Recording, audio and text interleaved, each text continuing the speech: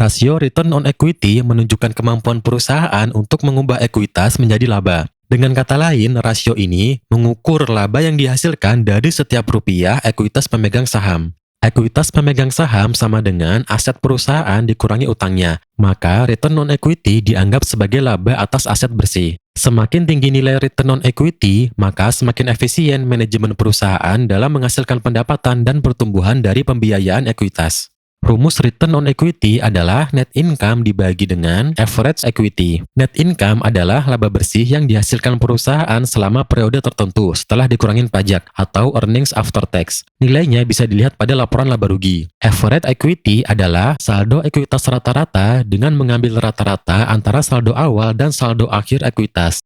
Periode awal dan periode akhir harus bertepatan dengan periode di mana laba bersih diperoleh. Best practice yang dapat dilakukan adalah dengan menghitung return on equity berdasarkan ekuitas rata-rata selama suatu periode, karena adanya perbedaan mendasar antara laporan laba rugi dengan laporan neraca mengenai cara penyajiannya. Hal ini karena laba bersih yang ditampilkan pada laporan laba rugi diperoleh selama periode waktu tertentu, sementara ekuitas pemegang saham yang ditampilkan pada laporan neraca adalah nilai sampai dengan periode tertentu. Berikut ini terdapat informasi mengenai 3 perusahaan pada tahun 2022. Diketahui PT Alfa beginning equity-nya 252.000 dan ending equity-nya 256.000, maka average equity-nya 254.000. Lalu diketahui net income-nya 60.000, sehingga return on equity-nya 23,62%.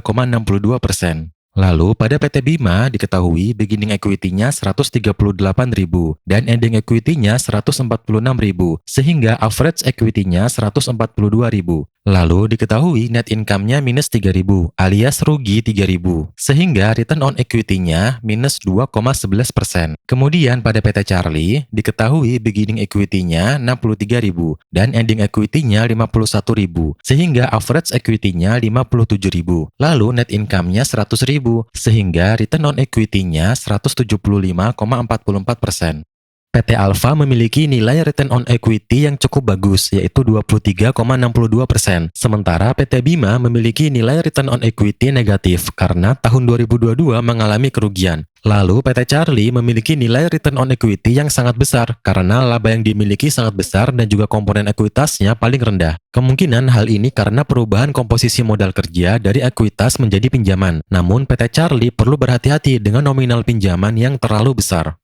Return on equity seringkali tidak dapat digunakan untuk membandingkan perusahaan yang berbeda dalam industri yang berbeda. Nilai return on equity bervariasi di berbagai sektor, terutama karena perusahaan memiliki laba dan struktur modal yang berbeda. Masing-masing industri memiliki tingkat return on equity yang berbeda-beda. Cara yang baik adalah dengan menargetkan nilai return on equity yang sama atau sedikit di atas rata-rata untuk sektor perusahaan yang bergerak di bidang yang sama. Hal ini lebih disukai daripada nilai return on equity yang 2 kali lipat, 3 kali lipat, atau bahkan lebih tinggi dari rata-rata kelompok industri yang sejenis. Terkadang nilai return on equity yang sangat tinggi adalah hal yang baik jika komponen laba bersih sangat besar dibandingkan dengan komponen ekuitas karena kinerja perusahaan yang sangat kuat. Namun, nilai return on equity yang sangat tinggi seringkali disebabkan bukan karena laba bersih yang besar, melainkan disebabkan karena ekuitas yang kecil. Hal tersebut mengindikasikan adanya resiko berikut ini. Potensi masalah pertama dengan adanya nilai return on equity yang tinggi adalah laba yang tidak konsisten. Bayangkan sebuah perusahaan telah merugi selama beberapa tahun. Kerugian setiap tahun dicatat di neraca di bagian ekuitas pada akun laba ditahan. Sehingga akibat dari kerugian ini mengakibatkan nilai laba ditahan negatif dan mengurangi ekuitas pemegang saham. Sekarang asumsikan bahwa perusahaan mengalami rezeki nomplok di tahun terakhir dan telah kembali mengalami profit atau laba. Angka menyebut dalam perhitungan return on equity sekarang menjadi sangat kecil setelah bertahun-tahun mengalami kerugian yang membuat return on equity-nya menjadi sangat tinggi. Masalah kedua yang dapat menyebabkan nilai return on equity tinggi adalah kelebihan liabilitas. Jika sebuah perusahaan melakukan pinjaman dengan nominal yang sangat besar, hal ini dapat meningkatkan return on equity karena ekuitas sama dengan aset dikurangin liabilitas. Semakin banyak liabilitas yang dimiliki perusahaan, maka semakin rendah ekuitasnya. Return on equity yang tinggi mungkin tidak selalu positif. Return on equity yang terlalu besar dapat mengindikasikan sejumlah masalah, seperti laba yang tidak konsisten atau liabilitas yang berlebihan.